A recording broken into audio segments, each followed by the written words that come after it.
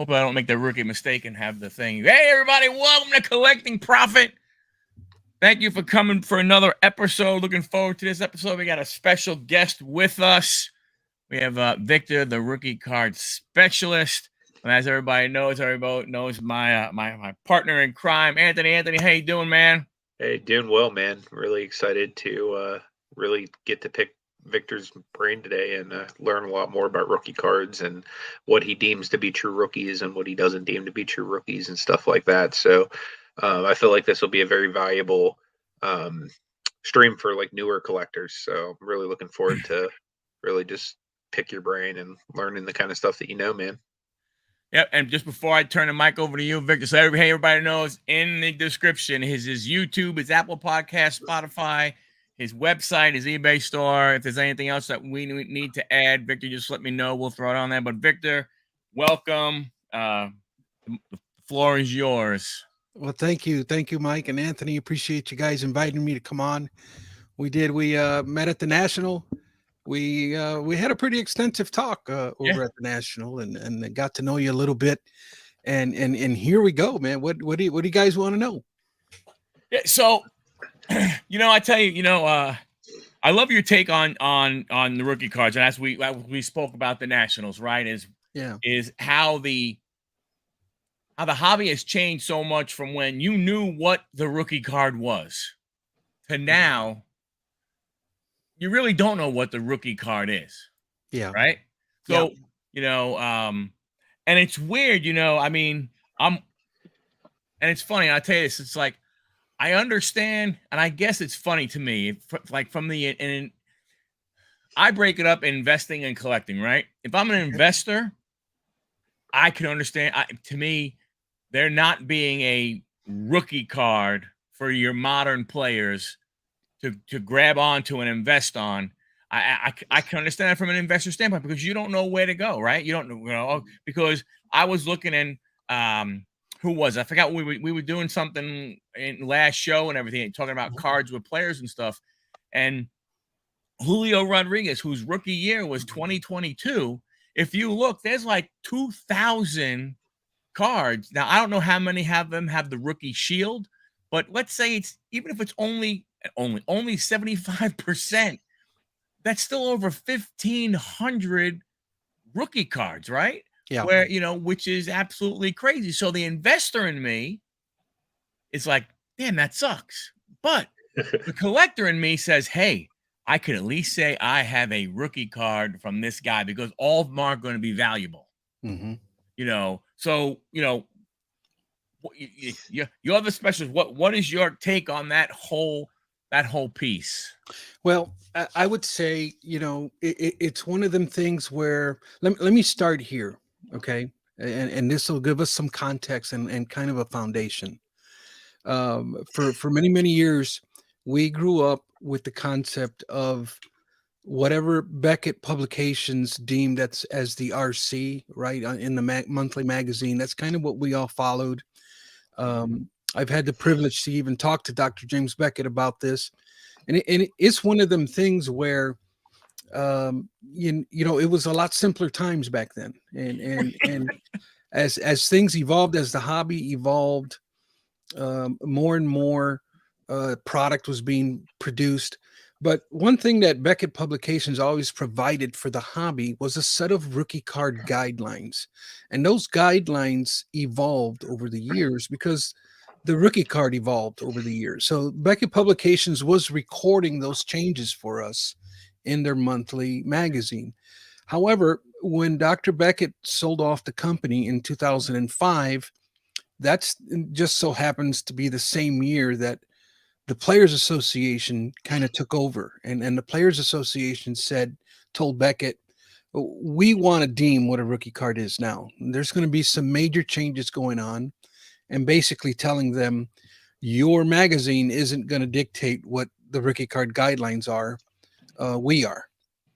And so they basically, in 2006, established a new set of guidelines that are somewhat more broad. They're kind of more flexible, and so it's one of them things where slowly but surely, I call it they strategically forsaken the guidelines that had been established in the hobby for so many decades. And as between 2006 to now, it seems like the definition of a rookie card is getting muddier and muddier.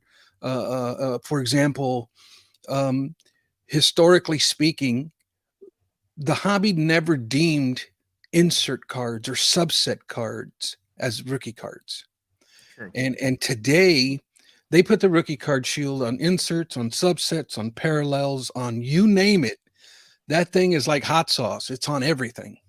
And that really muddies has muddied the waters per se. And so it's to the point now where, I don't think that, I don't want to be the old man on the porch screaming out the window, get off. I'm not saying that we need to be. Don't worry, that's Mike. No, I'm just- Okay. I'm the old guy. Get the hell off my lawn. Yeah. Get out of my box. And I'm not saying that the rookie card needs to be this narrow set of rules. I'm saying it doesn't need to be so broad either. Too strict of rules is not good, and too broad of rules is not good. And that's kind of where we're sitting at now. The rules are just too broad. It's a rookie card is whatever you want it to be, and it's, I believe, it's through the industry leaders that I think, and the card manufacturers, that the rookie card guidelines have been strategically forsaken, and they want this chaos out there because chaos equates to cash when it comes to the rookie card. And so I believe there's a lot of people who are naive to the traditional values of a rookie card, and I find it problematic. For example, go to eBay and look for a rookie card of a current player. You're going to have a span of 3, 4, or even 5 years of eBay listings, all saying that the card is a rookie card. Right. How the heck can Julio Franco have 5 years worth of rookie cards?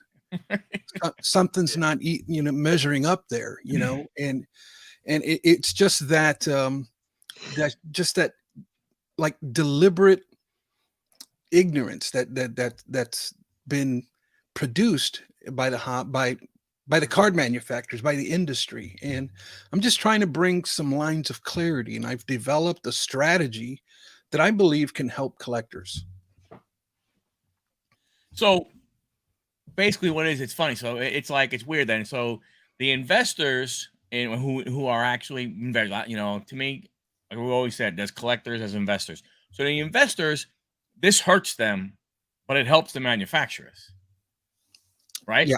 Because as an investor, you don't know which one, right? If is it the Topps one? Is it the Holiday? Is it the Fire? Is it, oh wait a minute, is it is it the Chrome?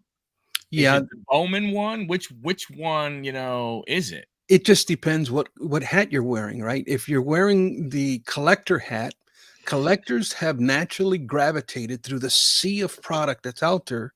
We've naturally gravitated towards Topps flagship, right? The iconic, traditional, simple base set rookie card in flagship.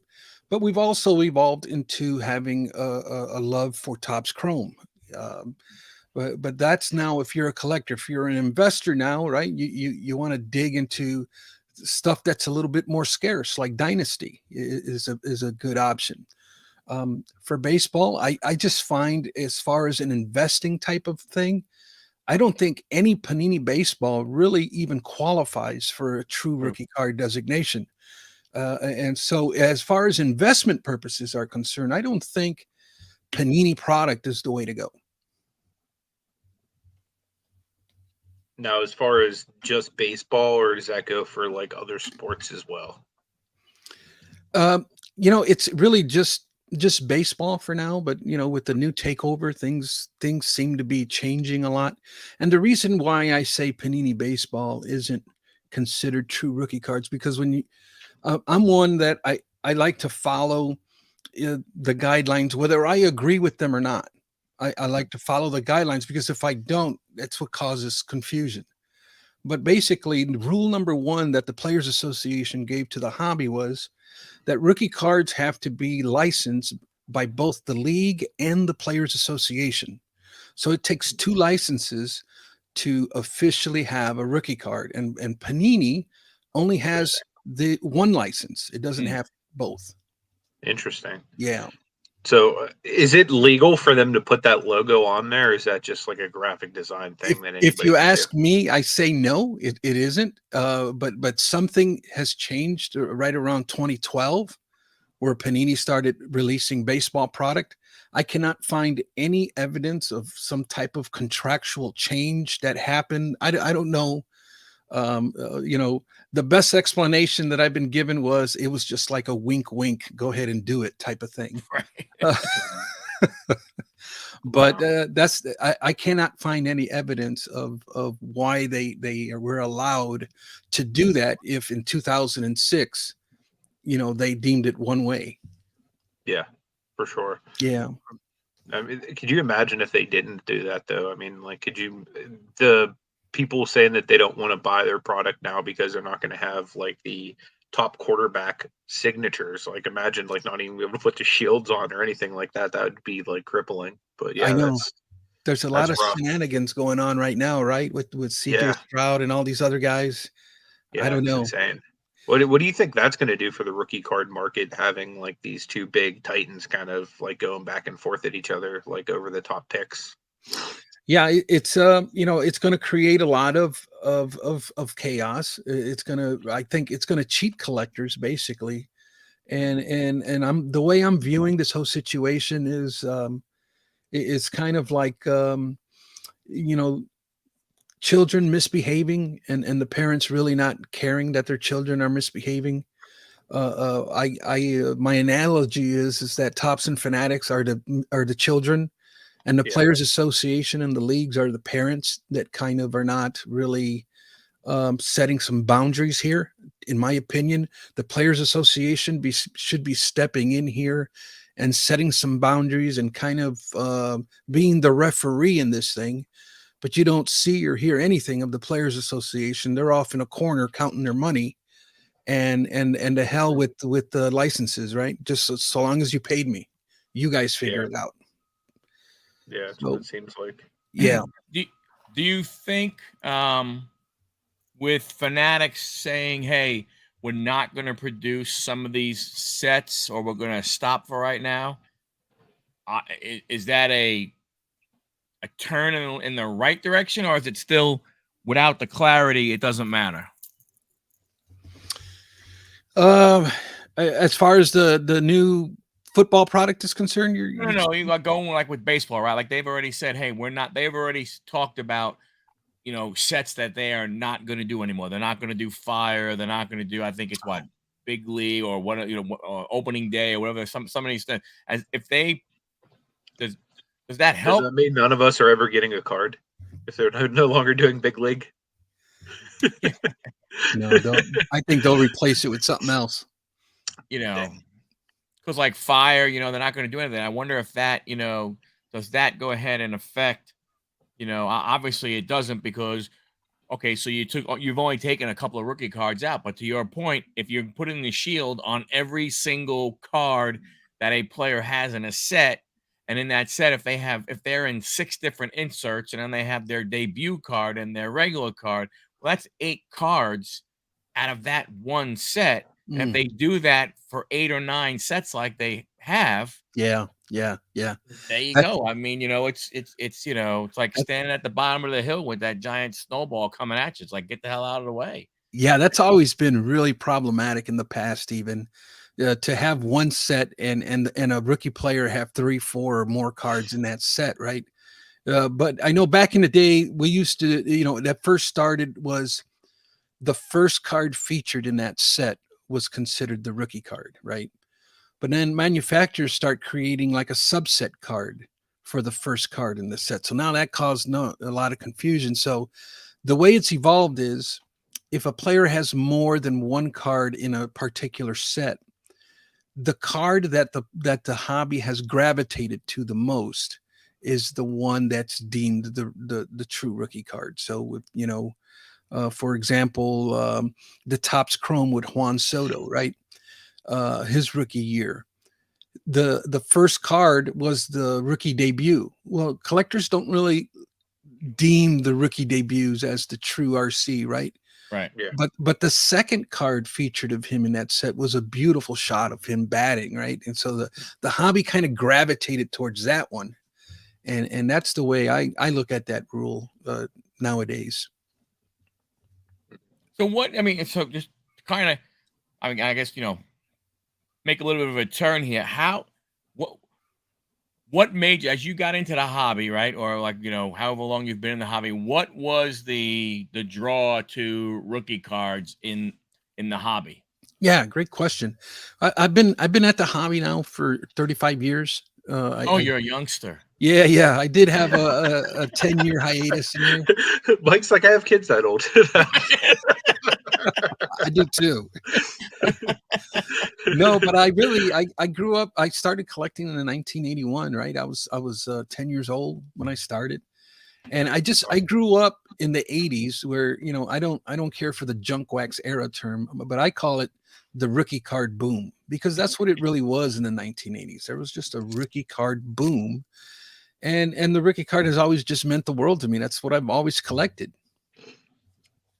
Yeah, I really enjoy collecting rookies too, of key players, more so than anything. Yeah. Especially like non-PC players. Like there's always like a certain number of players I like to at least have something of, and typically it'll be like whatever I deem to be like their key rookie, or at least like the most key rookie I can afford of them. Depending on like what type of player it is. Yeah. What are your thoughts on this, Victor? Topps makes Bowman. Is Bowman the true rookie card? I mean, what year are we talking? I mean, Bowman is a player, right? Especially in the 90s. Oh my goodness, Bowman was the brand to go to, right?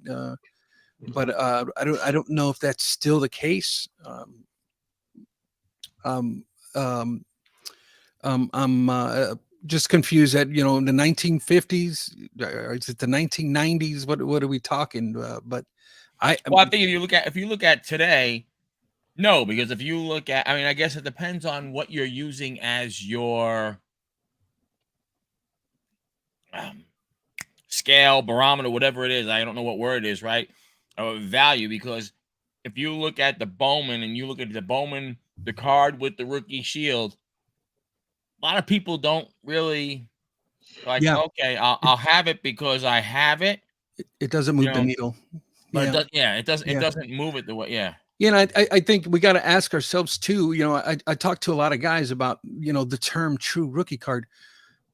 I think that term is not defined. I don't know, what does that even mean, right? But to me, the way I've defined it, and the way I've defined it in my document of rookie card guidelines and best practices, is a true rookie card to me is a card that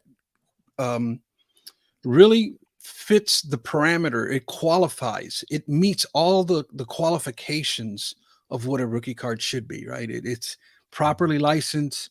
It's got the rookie card shield. It's got proper distribution.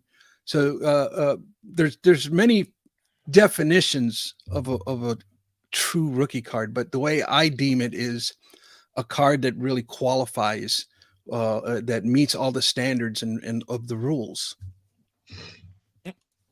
Well, I think, Dust, like you said, the Ellie Bowman is a true rookie card now, but his debut is not, right? Well, it's not really his rookie card, because, again, what are we talking about a rookie card? Are we talking about a rookie card being the first card ever printed for that player? Because if you're going to say that, then you would be talking about the Bowman first Bowman card. But no one really looks at that as the rookie card. I think maybe you see the value of those cards going high right now is because he does not have a card in Topps or in Topps Chrome or something along those lines, because he came up too late. I think when he comes up in, what is it? When Update comes out, more than likely he'll be an update. So when Topps Chrome or Topps Update or Topps Chrome Update comes out, that'll have the rookie shield. That technically will be his rookie card. He should, but they won't. He should have an update rookie, but they won't. They'll wait till next year. That way they can put the rookie shield on all the product. But when you again, if we're looking yeah. at if we're That's looking, true. Didn't think about that yeah, one. yeah, if we're looking at technically speaking, Ellie doesn't have any rookie cards. If you look at first Bowman product, Mhm. I know we all love them, especially the autographs, right? But if you turn that card around and you look at the licensing rights on the back of that card, all you're going to have is one license. So technically speaking, Bowman first product is not even qualify as a rookie card because it's not he's not in the union yet. He hasn't been called up as far as card manufacturers are concerned, right? So if he's not in the union, he technically cannot have rookie cards produced of him. Now, Topps should indeed, and I've been complaining about this all summer. Topps should be creating cards of this guy already. And I don't know why they're doing it. It's just flat out greed, in my opinion. But they're going to hold him off and they're going to wait till next year to put him in all the product. No, you make a good point because when you look at it, if you put him in this product now, you're right. You can put the rookie cup on his card, but you really can't put the RC on his card. So yeah, I think they left a bad taste in their mouth. Like in 2018 with Juan Soto, they ended up putting him in product halfway through the season. That's why Juan Soto was only found. I think it's like 8 or 9 products that Juan Soto was in with the rookie card shield. And so I think it kind of left a bad taste that they might have left some money on the table by doing that. So now what they've done is ever since then, they're just holding these guys off until the following year, which I feel is criminal. yeah, for sure. yeah. I don't know if you don't. I mean, Ellie would be the big one to try and get at an update from a rookie perspective. I don't really know of any other player that has come up, mid-season, if you want to call it, to to qualify in update. Yeah. I mean, they're gonna put some because they have to, right? That's the big thing of update. Update usually always is you get those rookie guys that didn't have cards for in Series 1 and Series 2. So they came out with update, and update has always been rookie heavy. But I think, to Victor's point, Ellie, he's going to make a strong case for the accountants to not put him in update. Yeah, they'll just swamp us with rookie debut cards, basically, and they'll want you to pawn those off as rookie cards when technically they're really not. They're subset cards. This is subset. Well, he's got Topps update has always been kind of like a Series 3, right? So he's already got a card in the set that's deemed a rookie card, and so it's just a travesty, man, what they're doing. No, but I think that's what you're looking at, Dom. What they're going to do is they're going to take these next. They're not going to take the guys who come up as rookies and had oh my gosh beginnings to them, right? They'll slow roll them, and the guys that are just below them, those are the guys that they will flood and make sure is in update. Yeah. Would make sense. Save the big guys for the next year. Yeah. Really push the product. Well, because then you have it in Series 1. You can put them in Series 2. You can put them in all the different, regular, the chrome, the sapphire, the this, the that, the other thing, the however many, different sets you have. Allen and Ginter, whatever, Stadium Club Chrome. Well, and you got to figure too, like in the main reason I would say not putting Ellie in something like this would be like for the number of people that struggle, like to Victor's point, to even identify like what the true rookies are, like what the rookies we should collect are. How many people are not even going to know that rookie they're trying to get's not in Series 1, he's only in Series 2, or vice versa? You know what I mean? Like, I feel like the broad, like, overall, like, population of people that might go to the store and buy a box most likely don't know that unless they're like degenerates like us that'll literally sit there and rip every box they can get their grubby little hands on. You know what I mean? But like the general person, like I think probably doesn't have any kind of knowledge as to like, oh, which, baseball rookies are in which one of these boxes, or what's the difference between series 1 and series 2.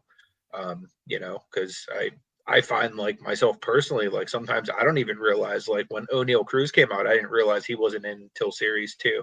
Because I grabbed a box, I'm like, oh, I'm gonna get me some O'Neal Cruz, and Chef's like, no, you're not, fella. And I was like, why not? He was like, he's not in. He's not in this one. So, it's like, sometimes you don't even know. Like, like I'm a perfect example. Like I went out and grabbed a series 1 expecting to get some O'Neal Cruz, and he wasn't even in it yet.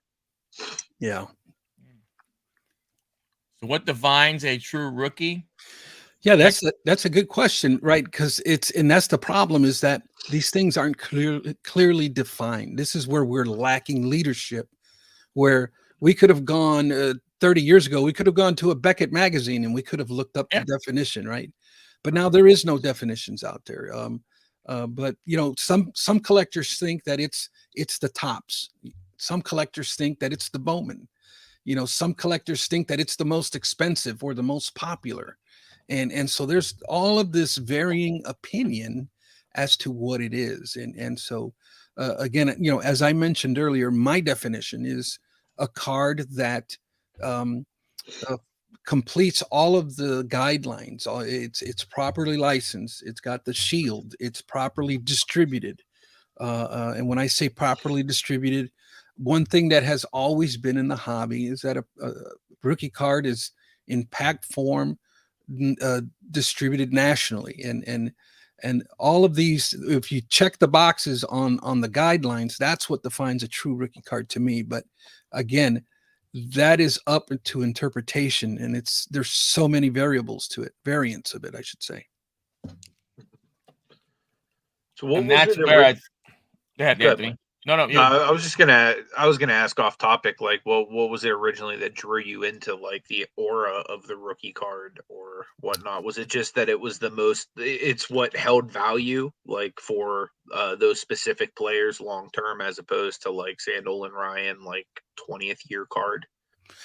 Yeah, again, it was just the era that I grew up in, and it kind of stuck with me. When I left the hobby in 2004, there was a lot of us getting frustrated with the rookie card was changing a lot in product, and so much confusion that we had. But then when I came back in 2014, I'm doing eBay searches and finding all of these multiple years, and I was just really confused when I got back into the hobby, and I'm thinking, what the heck, is going on here? How can a player have 5 years worth of rookie cards? And then I did notice that some of them have that MLB shield, and that just put me down this rabbit hole. I started digging and doing research, and I started really, into message boards, into books, into articles, anything that I can get my hands on. I was, checking the resources of the resources. I was just really dove into this thing for like 4 or 5 years, and I created a website, and that's where I kind of just started writing down all my findings and really started digging into this thing and trying to make sense of it all.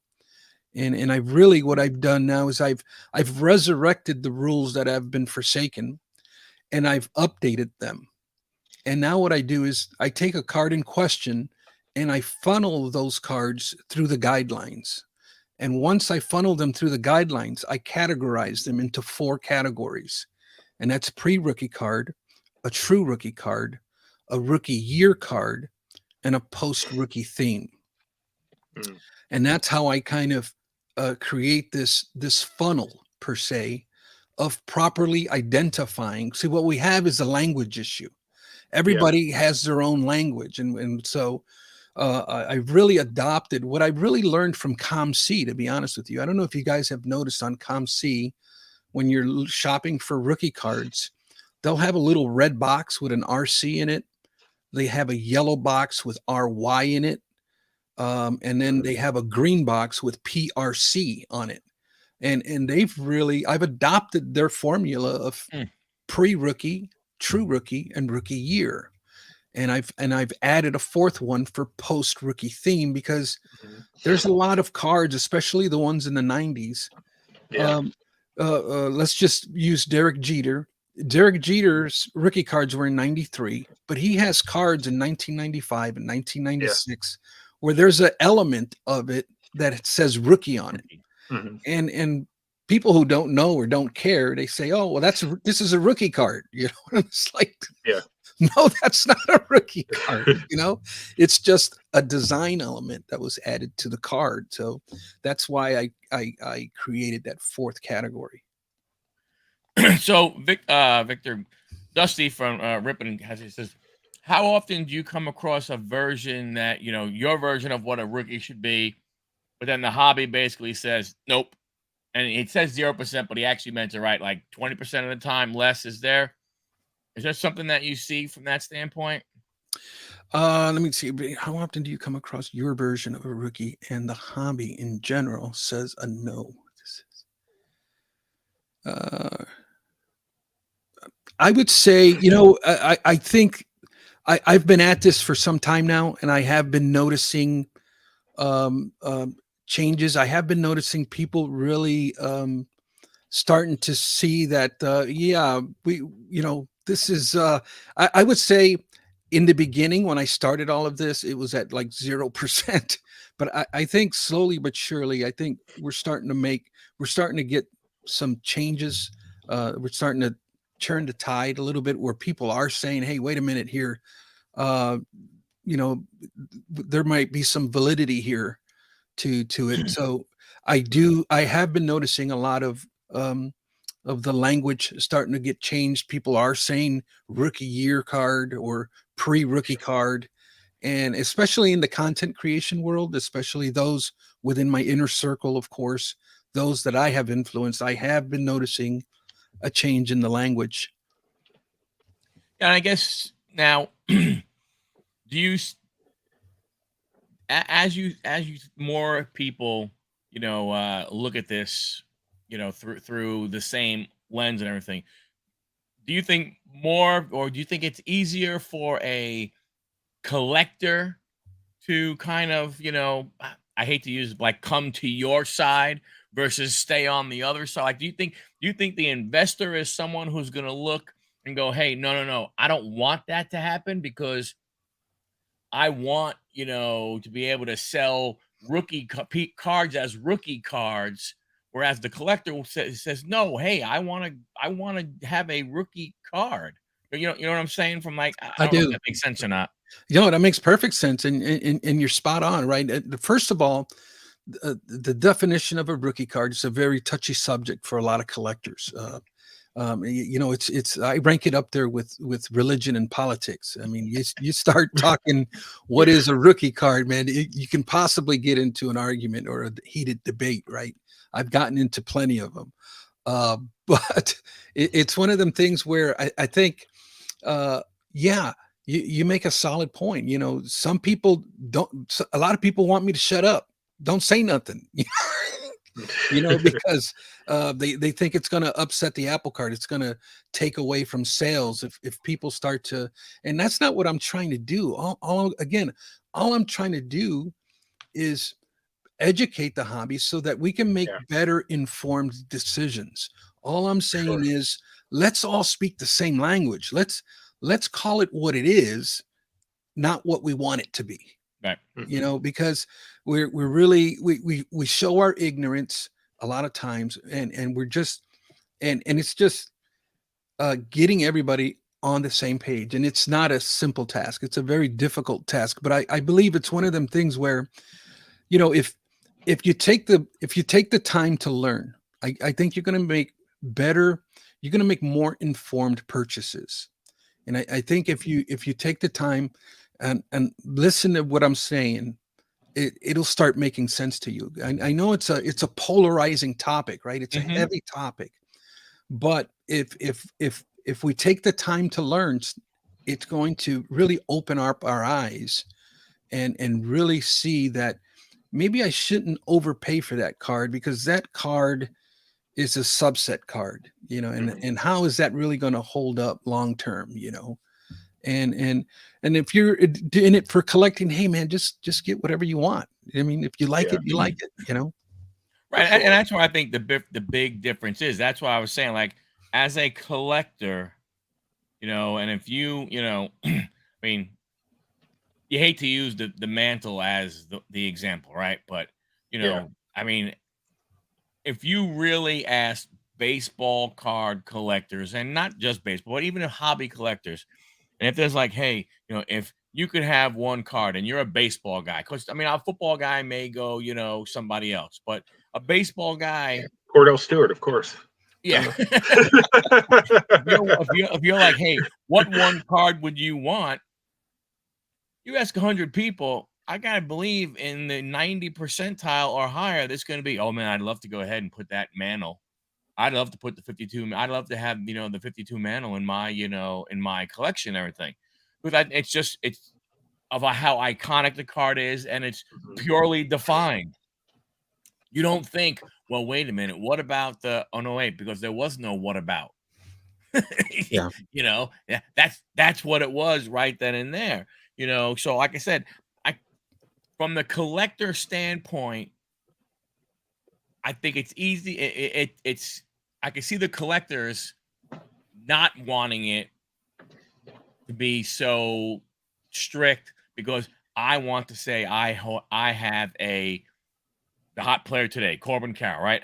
I want to say I have a Corbin Carroll rookie card, and I don't even know how many there are, but let's say there's 800 of them to choose from.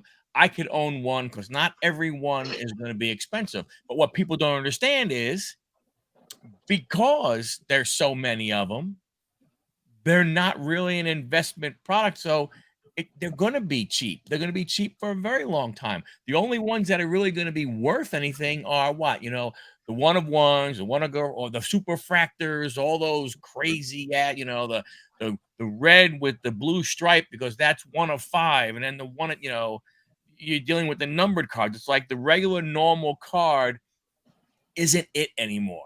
It's like you have to have the extra stuff.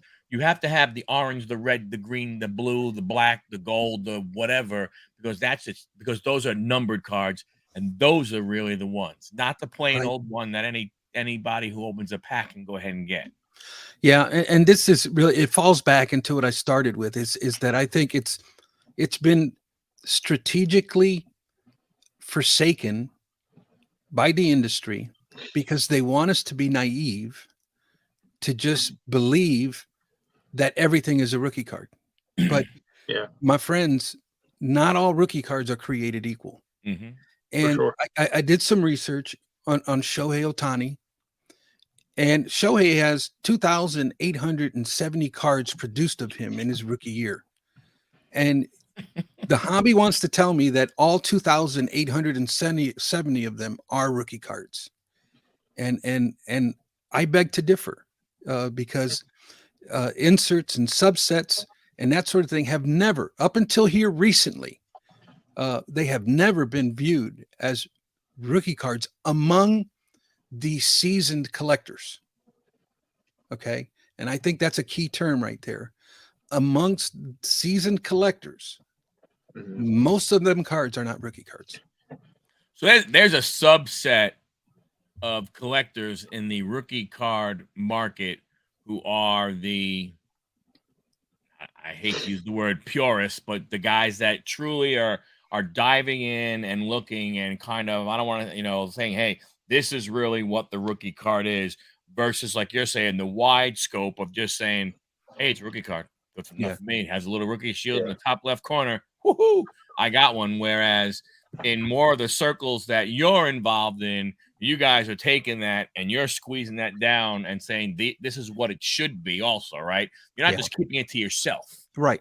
You're not keeping the information to yourself. You don't have the little group and you just text each other and go, hey, guess what? This is what we call the rookie card for this year. You're spreading the word to go ahead and get the rest of the hobby to understand and have a better understanding of what a rookie card is. Because if that's truly, when you look at players' value, to your point, it needs to be a lot more narrow than wide. Yeah. Yeah.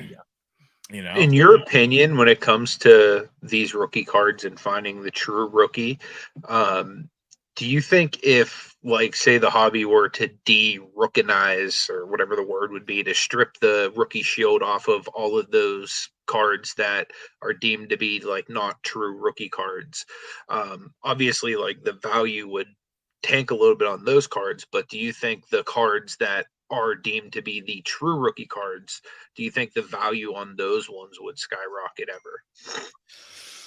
Possibly, I think we would be first met with a lot of resistance, right? But I'm sure. I think the long term fix is the rookie card needs to go under reform, and for a wide variety of reasons. But I don't think it can actually be done amongst. It can't be done by one person. It can't even be done by hobby, because the hobby, there's been an argument that's been said, well, the hobby decides what a rookie card is. Well, what is it that we've decided? We've been doing this. We've been debating the rookie card for 40 years and we still can't come to a conclusion. So they're really, what is it that we've decided? And there is no structure to it. I think the ultimate changes have to come from the Players Association. And that's where one of my proposals has been that for cards that really do not fall under the traditional scope of a rookie card, we just simply need to replace that logo with instead of an RC logo, like an RY logo. Hmm. And just, it's a small change. It's a logical change that I believe in time it'll transition and it will bring lines of clarity, right? Yeah. And it's really that simple. And I even made some mock-ups of the RY logo. And it's really very subtle, right? And you still have the shield on there. And I think it's really a logical fix. That But makes a lot of sense. that's going to have to come, the card manufacturers aren't going to do it. The only people that can control the card manufacturers is the Players Association. Mhm. So it has to come from them. So I had no question. So, in your opinion, are manufacturers skewing it, in their profit favor more than being purists? 100%. Couldn't have said it any better myself. Yeah, that is a true statement because why would when you think about it, to your point, if there's a rookie card insert, like the 80, you go back what? So you go back to 82, they did what, the 35, so it was what, the 87 insert and stuff like that. And if you take that rookie shield off for all those, that set really is okay. But if you put the rookie shield on there, all of a sudden that card has more value to it, and stuff, and people are going to want to go for it more. People are going to seek that out because of the rookie shield. You take the rookie shield off there, the collector, the guy who is a player X, whatever the player is, I don't care, whoever that player is, doesn't make a difference. If it's Spencer Torkelson, if you're a Spencer Torkelson guy, you want to try now. Good luck, but you want to try and get all of his rookie cards. If it doesn't have a rookie logo on it, you're probably gonna be like, nah, I don't want it. So manufacturers know that stuff isn't going to be purchased. It's going to sit there. No one's going to want it. And that was rule number 2 that the Players Association. Rule number 1 was it has to have 2 licenses. The second rule was you got to have some type of identifier on the front of that card. Now, don't get me wrong. I think what the Players Association did was much needed at the time. I think it was a step in the right direction. It really was, because the rookie card up until that point was just absolute. They were putting players in before they even made it to the big leagues. They were putting prospect players into sets, and most of these guys never even saw the big leagues. And so I think them stepping in 2006 and setting up these boundaries, I think it was the right move. I really do. But they left the verbiage of the rules so vague that manufacturers, instead of looking to comply, they opted to look for loopholes.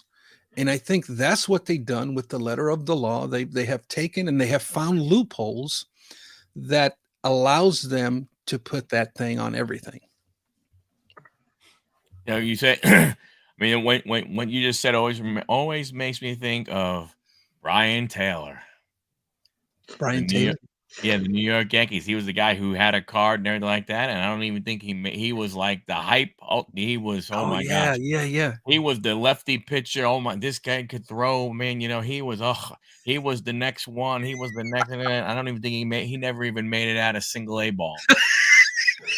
But his card at the time, I mean, it's like when, honest to goodness, like when that card came out, holy cow! Yeah, I yeah, mean, every people were ripping the crap out of yeah, packs to go ahead and try and find that card. It was like, oh my gosh, I got a Brian Tell, I got a Brian Tell, I got $100 card, I got $100 card, and now the yeah. card, I mean, and it's funny. It probably has some value now because of the story, not of the of the story of the player, not Right. the player, what the player actually accomplished. Makes me wonder now. Yeah.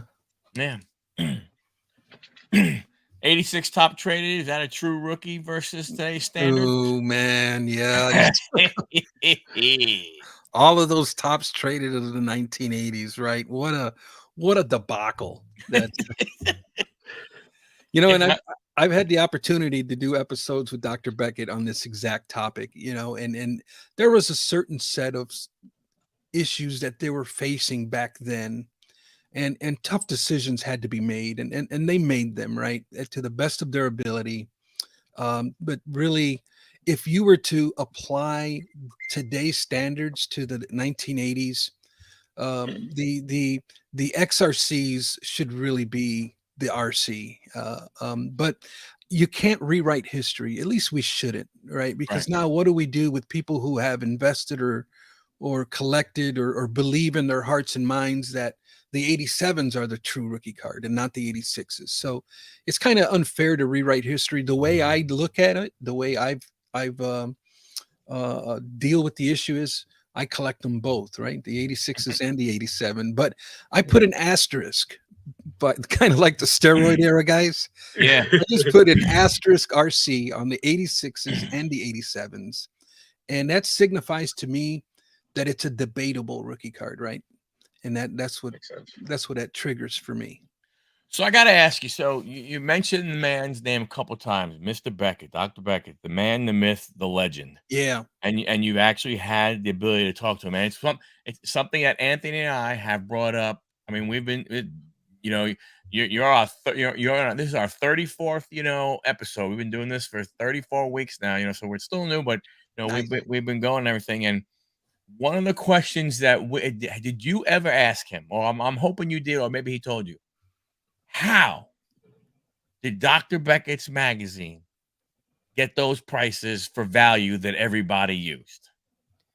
Oh, okay. Yeah, I believe the story goes is that he had a network of dealers that he trusted, and they were dealers scattered all across the country, and there was a lot of communication on a week to week basis as far as what's going up, what's going down type of thing, and that was really one of the primary ways they got pricing. Wow, Interesting. Yeah, that is really, really a large network of dealers. Yep. large network of dealers, and they basically, what's it selling for here, there. Okay, Yeah, here's kind of what the yeah. value, overall value is. And he vetted them. He didn't listen to anybody because there was people that he didn't trust and there was people that he did trust. And that's one thing that we can say about Dr. Beckett even to this day is just the extreme integrity that this man carries himself with, that he has just above reproach. And in order for him to get your information like that, you had to be above reproach too. Mm. I mean, that's amazing when you think about where we came from, of somehow collecting all that data, Yeah. getting it out, getting it printed in a timely manner to where it's still relevant. Right. Right, because that's the other thing. It's not necessarily, it's not even just collecting all that data. It's being able to get all that data, compile it all, put it into a magazine get it printed, and then get it out in the public and get it out in everybody's hands. Yeah. I mean, But that's no small feat. no, On a monthly basis. Right. yeah. Now it's into hour by hour. Is that we want that information hour by hour? Yeah. So Dom asked the question: top cards in your collection, and you got any holy grails? Yeah, that's a good question. Unfortunately, I've been a collector for a lot of years, but when I got out of it in 2004, I ended up selling my entire collection to another card dealer. One of my biggest regrets that I have in my collecting career. So when I came back in 2014, it's like I had to start all over. Okay, and I've raised 5 kids. I've only got one left in my house, but I've raised 5 kids. So I mean, my budget was not very big, right? So I have a lot of key cards in the 100 to 1,000 range. But as far as big boy holy grail type stuff, I would have to just say it's a Roberto Clemente rookie card is probably my biggest one that I have. But again, I'm basically starting over since from 2014. Yeah, I would say that in a bad, not the best way, but Dom would not appreciate your last video from the National. Why not? So it doesn't have socks in it. No, because Dom is not a Roger Clemens fan. Oh, okay.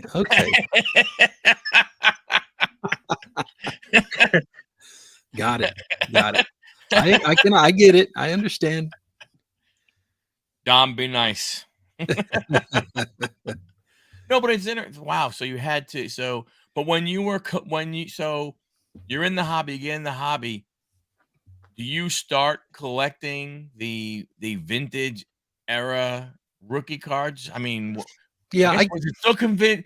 I mean, if you're collecting in the '90s, I guess. Well, yeah, I guess '50s and '60s. Well, I mean, I guess they're vintage, but you know what I mean. Like, were you? So did you start off in that era, and then you had to get out? So then you're basically going back and trying to recreate some of the stuff you have, but then mixing in, more of your, nostalgia cards to you, the memory cards, the things you saw, and all that. For sure. 2014, when I came back, I had to kind of like learn the hobby all over again. Like, what's going on? What have been some of the big changes? The big changes, one of them was breaking, right?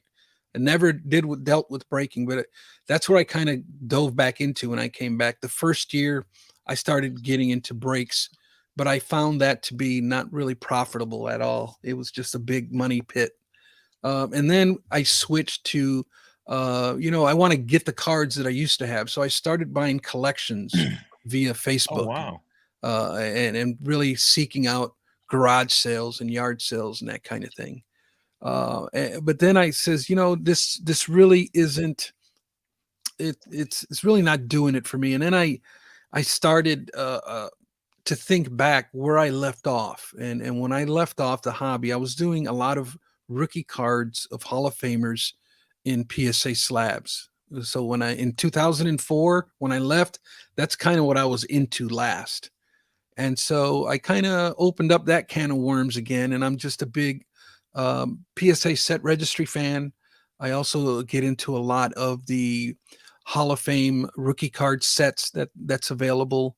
I've got multiple set registries that I completed that I'm working on, Nice. and that's kind of my lane, and I don't get the most expensive. I get what I can afford. If I can only afford a 3, then I get a 3. If I can only afford a 9, then because I want to make my hobby dollar stretch, and it's not so much the competition of getting all 10s for me. It's more about getting a nice, clean representation of a card.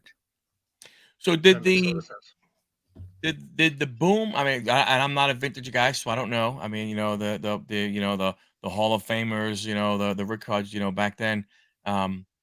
Did the boom affect them as much as it affected modern cards when that market took off in 2020, 2021? I would say the boom was I would say it lasted more than 2 years. You know, it was probably it started in '81 with Fernando Valenzuela. In '84, it exploded with Don Mattingly. In '86, it exploded with Jose Canseco. In '89, it exploded again with Ken Griffey Jr. So this thing was just building and building and building.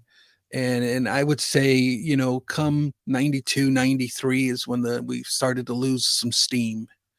Um, but I would say it was probably even bigger than the boom that we had. Not bigger in as far as prices are concerned, but bigger in the amount of mainstream activity. Back then, it was like everybody and their grandma seemed to be collecting cards. Even uh, uh, you know, literally grandparents were collecting sports cards, and you Oh, can find them everywhere. You know, they yeah. were readily available, and it's just a different excitement for collecting. And collecting was more of the focus. It was not really investing. You know, Yeah. Yeah, that's what I say. You know, I started in 1970, 1976, 1977. And like I always say, I say this all the time, when, I never thought of value at that age, when I was, right? when I was 13, 14 years old, was not thinking of, the value of potentially what the Ricky Henderson, rookie card could be. What the George Brett, the Robin, the Robin Yount, the rookie Mhm. card could be, what those values potentially, because to us, it was just collecting cards, and that's what it was, and, and you open up a pack of cards, and if out of those 10 cards, you only needed 5, you offered your buddy the other 5, and if he only needed 3, he took 3, and then he offered you what he already had, and you just, "Okay, cool. Everything's great," we Yeah, didn't knowing, like, the '82, Cal Ripken and stuff like that, right? I mean, yeah. yeah, Oh, I got 4 of them. Oh, you need 1? Here you go. Right? Because the value, again, and I'm not saying that that people that were at my age at that point weren't the value. It's just that the me and my friends that we weren't about. It wasn't the right. value. It was collecting the players. It was building the sets. We didn't buy the Yeah. sets, and we'd go to the store and everything. And it's funny. People today they make a massive deal about people going into fat packs and rubbing their fingers across the sides and this, that, and the other thing, all that kind of stuff. Let me tell you something. When I went to the candy store, because that's where you bought them from, and it was a clear plastic wrapper, you looked at the front and the back, and if you already had those 2 cards, most times you passed. Because Yeah. why do I'm only getting 15 cards in this pack. I already know I have those 2. Right. Oh, I don't have this one over here. At least I know I get 1 card that I don't have. So if you Yeah, wanna call it, pack searching, hell, that's been going on since the cows came home. Just stop. I mean, it yeah, is what it is. It's just that, now people are idiots because they bring like little mini food scales into Target and they yeah. weigh the boxes right in front of everybody. No, you're an idiot. Isn't that crazy? Yeah, You know? And then they post them on, on YouTube, or I mean, they post them on, IG. Oh my yeah, gosh, look, here's this idiot weighing fat packs, in Target and everything. It's like, yeah, it's been going on since, cards were put in packs. Don't kid yourself. yeah. And No, and people what about the wax packs? Even where they would get searched, put back, and you heat the wax up a little bit, and it would stick again. You know. yeah, or the material or it had a white stripe in it, and you could just if you just push the white stripe against the card, you could see who the card was. That's why they switched to foil packs in '89 because they were tired of the pack searching with the wax. Yeah. Yeah, That Makes a kind lot of of sense. thing. Yeah, it's been going on forever. Been going on forever. I wonder though how the rookie card thing is gonna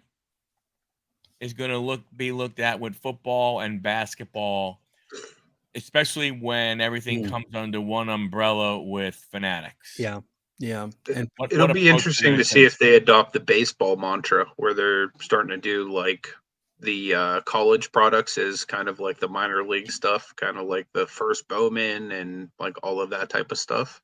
yeah, it's going to be interesting. Yeah, I don't. They might start doing unlicensed football and basketball. I could totally see them doing that. Yeah. Well, Panini, yeah, Panini's going to be the one. It's going to be interesting what they do as we go, as the calendar for their rights gets smaller and smaller as to what they do. I mean, like, when you talked about like the baseball and everything, and I'm a firm believer of you collect what you like. If you're a collector, if you're an investor, you got to look at things completely different, right? But if you're a collector and you want to get every card, if you think you have the ability to get every card of one player for one particular year, good luck, number one, especially if it's a rookie. But if you want to, and you want to get the Panini mosaic and the prism and the fireworks, go right ahead, get it. You're not hurting my feelings. If that's what you want to collect, go right ahead, collect whatever you want to collect and everything. But I think as a whole, to your point, we do need some. The rookie card is such an iconic card for every single player, no matter the sport. I don't care if it's golf. I don't care if it's baseball, football, basketball, hockey, anything. The rookie card is so iconic. Indeed. Because that's like the I made it card, or that player made it. They were able to get a baseball card. And I think, to your point, getting some more strict guidelines, and I really think it should be stricter of it, will only help the hobby as a whole, and basically it'll wipe some of the fog away from the glass so we could all see a little clearer. Yeah. Yep. In the meantime, all we can do is really, educate ourselves really to kind of know the difference, and even if you don't understand everything, understand some of it at least, and make better informed purchases is I think is ideal. I mean, if you like what you like, that's fine, but I don't want you to get cheated either. Right. Locking, I don't know. I don't know how they're going to do everything. I really don't. I don't, like, how do you I can only imagine what their design staff is going to have to be like. Yeah. Or are they going to get to the point where, I hope they don't get to the point where it's like, okay, just make up year 2026, this is the version, and they'll have the same basic version for baseball, for basketball, for football, right? So the cards won't really look that different from each other, but it'll be a different sport. But the layout, I mean, I hope they don't get to that point. But I don't know Fanatics. Sorry about that. No, go ahead. I think Fanatics is in charge of printing right now, either way, regardless of if it comes from Topps or Panini. I think that was one of the things that came out in the lawsuit, was that Panini alleged that they were making it difficult for them to get their orders on time, and like quality control and stuff like that. Yeah. So I think either way, regardless of whether or not it's going to be in like a Topps brand, they're still right now, at least as of right now, printing everything for Panini and Topps both. And they bought the printing company, didn't they? Yeah. And so now Panini stuff is low priority. Correct. We'll get to you when we get to you. So they're really squeezing them, man. They really are. Are you any favorites of modern sets? Oh yeah, I'm your typical. I love the flagship. I love the heritage. I love the chrome. I don't really dive into high end product. That's kind of really my three favorite sets that I enjoy. I get into modern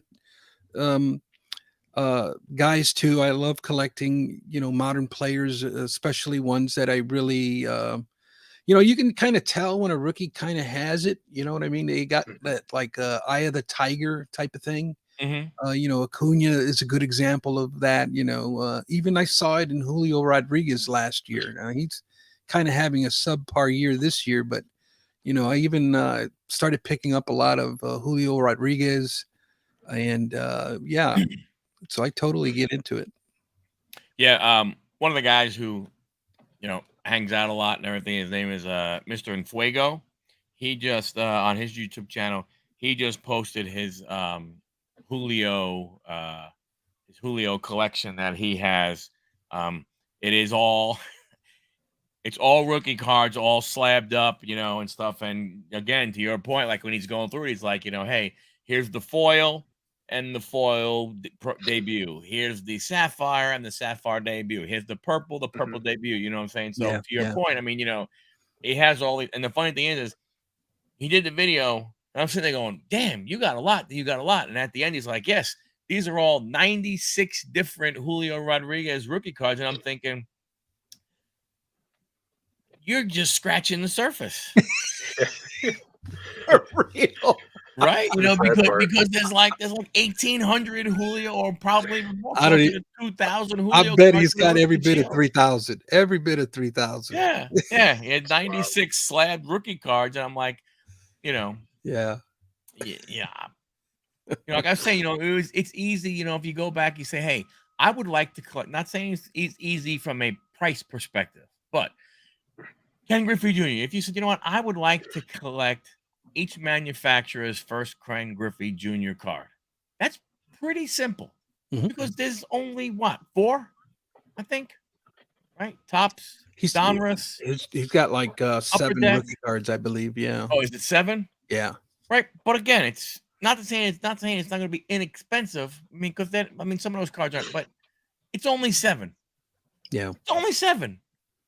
One of the greatest players to play the game, the first number 1 overall pick to ever get elected into the Hall of Fame, 7. Yeah. Julio Rodriguez, 2000. Yeah. Something just seems a little off. Yeah. But I mean, I can see why the manufacturers don't want to trim down trim all that fat and everything. They're saying, hey, it makes it to where people are going to want it. It makes it to where more people are going to want to go to PSA, SGC, whatever, grading company, because I want to get mine slabbed and everything, from that standpoint. Now they're involved also. Yeah. Look at it this way, logistically, from a business standpoint too. Like, so you put out your regular Topps flagship. Here's all of your rookies. Everybody's like, oh man, the new rookies are out. I'm going to go chase them and get them. So if you're Topps, you can literally think, okay, well now I'm going to just change the name of the set and re-release another one. And look, you can get those same rookies all over again. And all those people who literally just chased all of the new rookies are now going to re-chase all of the same rookies, and I think that's why like the Paninis and like all these other companies like have so many different subsets they release every year, is because every single time they release something new, it's like, oh, okay, let me go chase all the new rookies. And it's like, well, didn't you just do that like 20 different times? Yeah. Already this year? Yeah. Hey, too, and I wanted to make mention, since we're talking about old and new, the guidelines that I have resurrected, there's been some changes to them. For example, with parallels.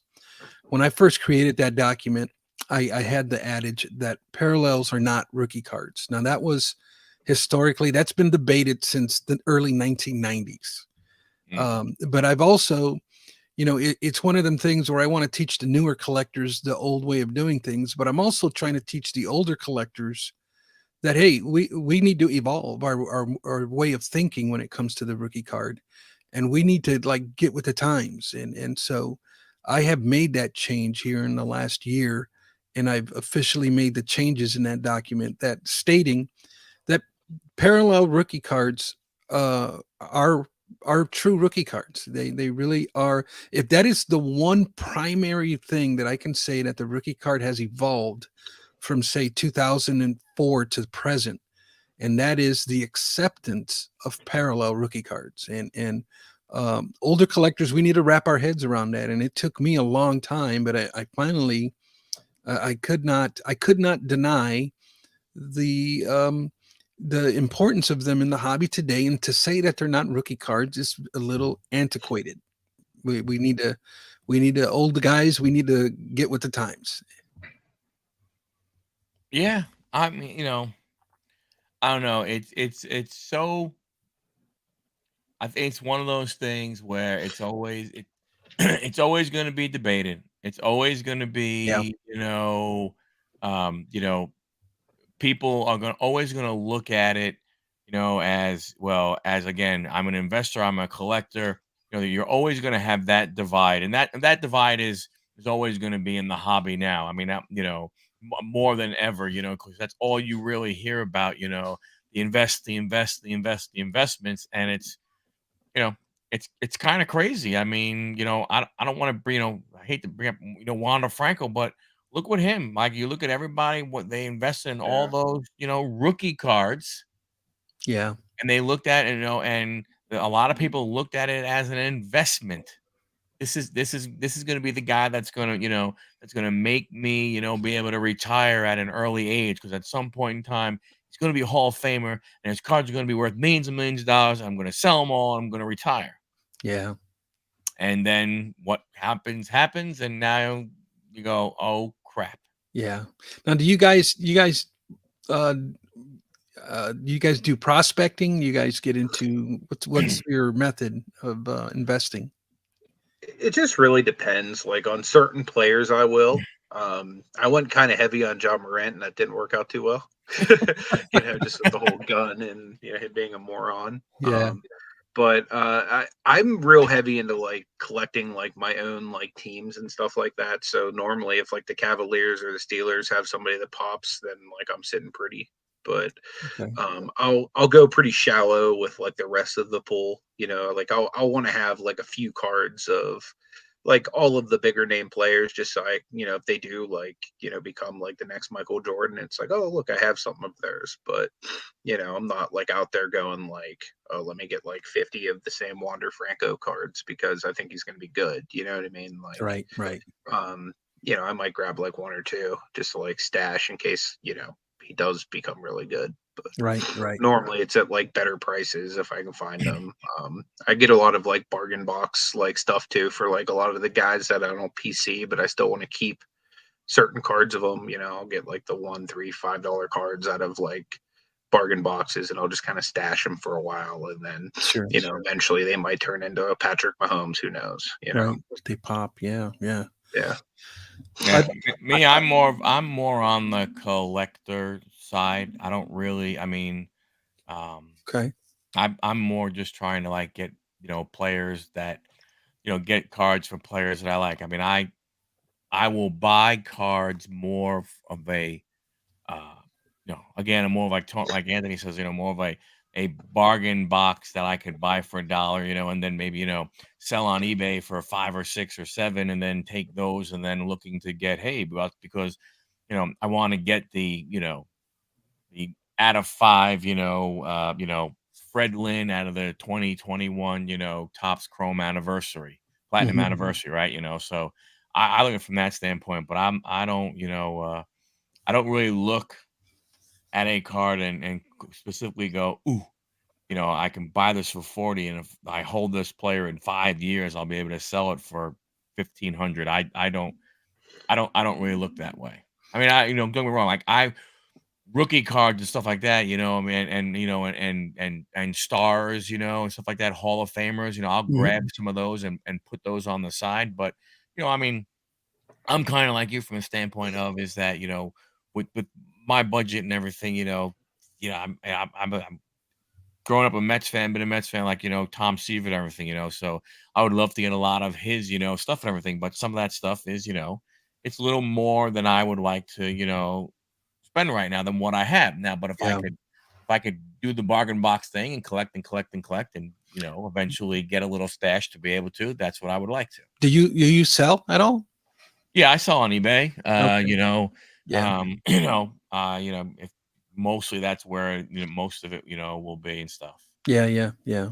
How about yourself? Yeah. I don't really um, call myself an investor. I'm more of a collector. But I at the same time I have to try to help my cause as far as being a self-sustaining hobby, right? Because the my allowance isn't that big from my paycheck, but I add to it by selling stuff on eBay. So does that make me a flipper? I don't know. I guess that makes Yeah. me a flipper in some senses. But I being that I have such a vast experience of cards going back into the 70s, 80s, 90s, and such. I like that's why I like bargain bins. It's a lot of fun. My goodness, that's like one of the funnest things to do in the hobby. Next to getting a PSA sub back, but and I'll go through there and I'll keep some stuff and I'll list other stuff. Yeah, I mean that's the way that that's the way I look at. Like I said, I look for things. I mean, like when I'm looking at a card, like if I was, when I'm bargain box hunting and everything like that, I mean, I'll look and go, I don't really know if this guy right here is worth anything. It's a Bowman Sapphire or a Ronaldo Hernandez, but it's the 99. Hey, I'll take a shot at that card, right? But I got it for a buck. Maybe I'll be, be able to spend, I don't know, maybe I'll get $3 or $4 or something like that. But I can't find it. But like for instance, talk about bargain box hunting and so on and so forth. If I didn't bargain box hunting when I was at the Nationals, when I saw I went bargain box hunting. I found a card. My last name is Gentile, Gentile. I'm going through the dollar bins and everything. I'm going through the Boston ones because Fred Lynn is probably my biggest PC. He's the guy that I PC everything. And I'm looking through and I come across 3 numbered Zach Gentile cards in the Boston Red Sox bin. And I'm like, well, hell, I can't let these sit here. Cool. I'm putting them in my pile, and I'll pick them up and stuff like that, So that's to me, that like you're saying, that's like it's not those cards. I don't even know if they're worth $1, but it's like, hey man, that's pretty cool to have someone with the same last name, and so on and so forth. So from that standpoint, but that's the treasure hunting, of Yeah. bargain box. Had you ever heard of him before? Nope. Wow, that's cool. Never heard of it. I'm looking through and I see a blue one. Then I saw blue, and then I saw an orange one, and I was like, "Damn!" Now, and it was funny. It was at the point where I was just about saying, "You know what? I'm about done looking through this box." I was like, "Oh crap! Well, now I got to keep going. Now I got to see if there's more. Because if there's more, I got to get every single one of them. I can't leave one behind. I can't. It could be a cousin. I can't leave a cousin behind." That's right. Is he is he still playing, or is he? No, he was like that was from like 2012. Gotcha. Oh, wow. Yeah, it was like Bowman 2012. There was a orange to 299. I think like a blue to 249.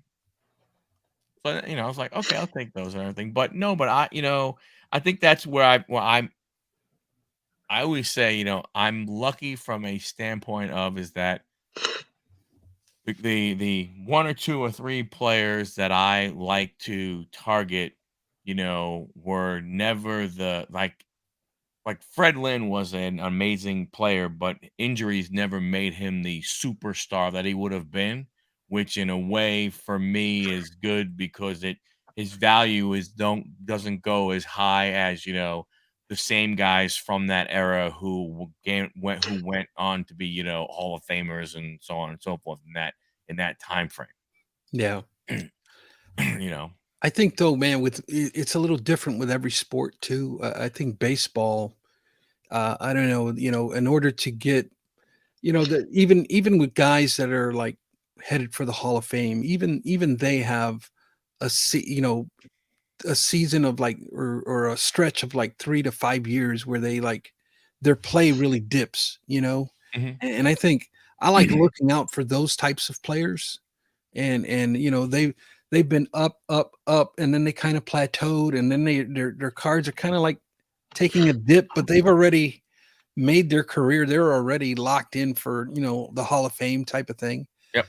And then really pouncing on them when they're coming down, right around year 12 or 13, Makes a lot of sense. yeah, those are, you can find some really good guys at cheap prices. Yeah, I mean, I do the same thing, and I'll go ahead and, I'll take if I open up a pack of cards and there's a bunch of, rookies, with the rookie shield, I'll take them, I'll put them in a box and put them on the side, Yeah. and then eventually, go through them and see, like you said, if all of a sudden, that I guess, from that standpoint, if you want to call it, and the investor in me would be like, hey, I have, I opened up all these, these boxes, and I have 10 of this guy, and I don't have any emotional connection to him because he plays, for, I don't know, Kansas City. But holy cow, he just hit 4 home runs in 4 days, and his rookie card's going for big dollars. All right, let me go ahead and take some pictures and get him up there and see if I could, Yep. just maybe pay for one or two of those boxes that I went ahead and bought. Yeah. Yep. I do the You same know. thing. But it's more, yeah. So from that standpoint, it's more buying from a perspective of, or selling from a perspective to basically be able to buy the next box, the next hobby box, the next blaster, of something that I truly, will really be interested in, and will probably have a better chance of keeping some of those cards as a collection than just trying to, get rid of them. Yeah. From that's that's me. I don't, Yeah. but I am definitely more of a collector than an investor, no doubt about it. Because to me, when I think of, even though or if you want to or if you want to use the third category, the flipper, then I'll be in that one. To me, and I think of investor, and I know he's probably not the best guy to think of, but when you think of more like guys who put on shows like like sports card investor, Jeff Wilson and some of those guys in that realm.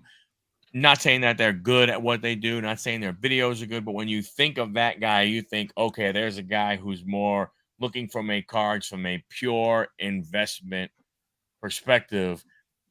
There's no emotional connection to the card. It's like saying, like, I collect the Fred Lynn cards because I have that emotional connection to when I wanted to go to when my father said, what do you want for your birthday? I said, I want to go to a baseball game. And he said the only game that you get tickets for that was close to when, because I was a Mets fan, was the Yankees against the Red Sox. And I hated the friggin' Yankees.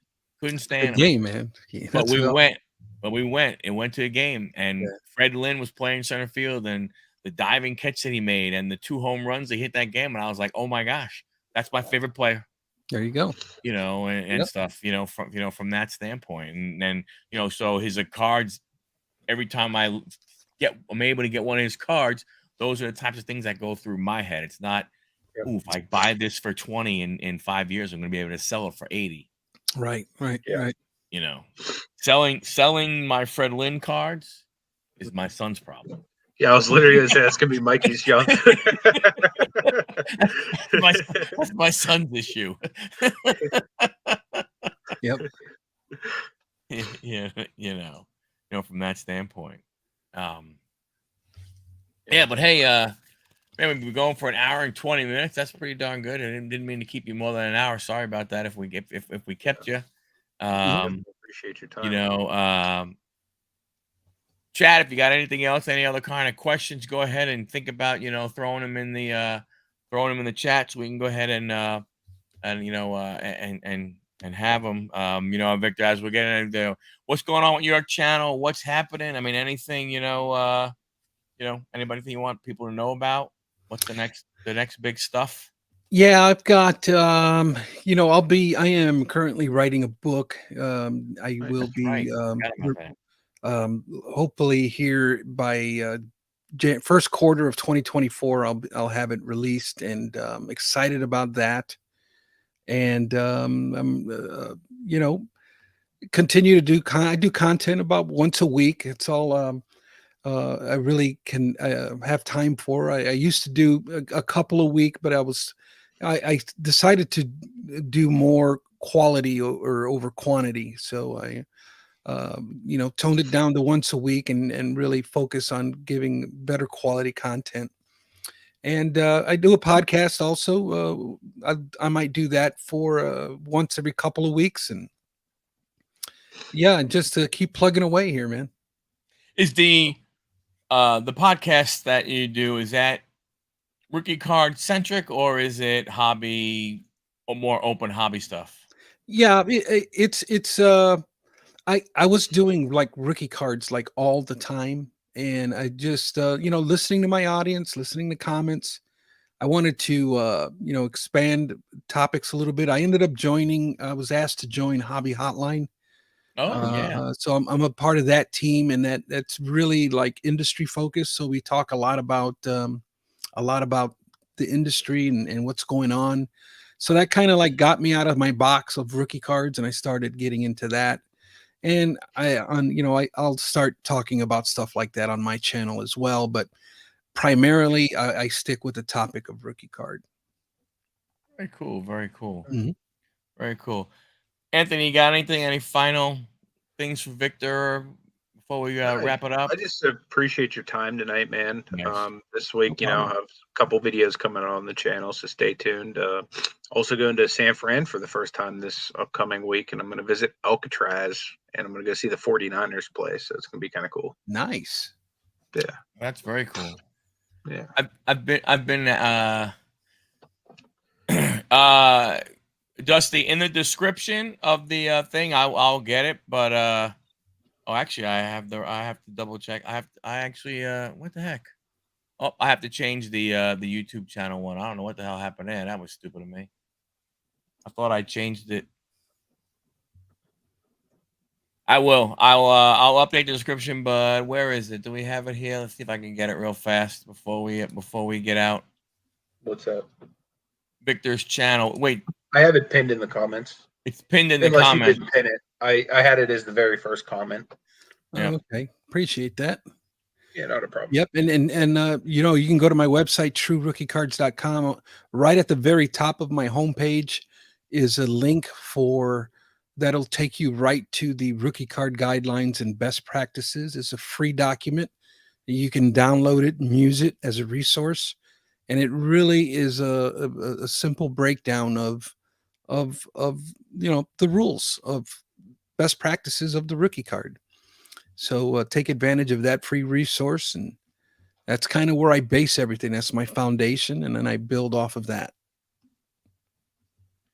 Yeah, like I said, the website description is below, the eBay store, the podcast stuff, and I have to fix the link for the what do you call it? for the golly, man, YouTube. I'm even looking at it and I can't even freaking say it. What a fucking idiot. It's getting late up by you guys. Now, what time is it over there? Like, oh my gosh. 11:30. Oh, you guys are West Coast? No, we're East Coast. East Coast. Okay. Yeah. You said Yeah. 7:30 or 10:30? 11:30. 11:30. Yeah. Yeah. 11:30. Yep. Thank you. Thanks everybody for hanging out. Much appreciated for all the comments, all the questions. I hope you guys, got a new perspective of of the rookie card stuff. And as always, again, sub up everybody's channels and have a great evening, and we will see you next week on Anthony's channel. And have a great, safe weekend, folks. Thank you. See you guys. See ya.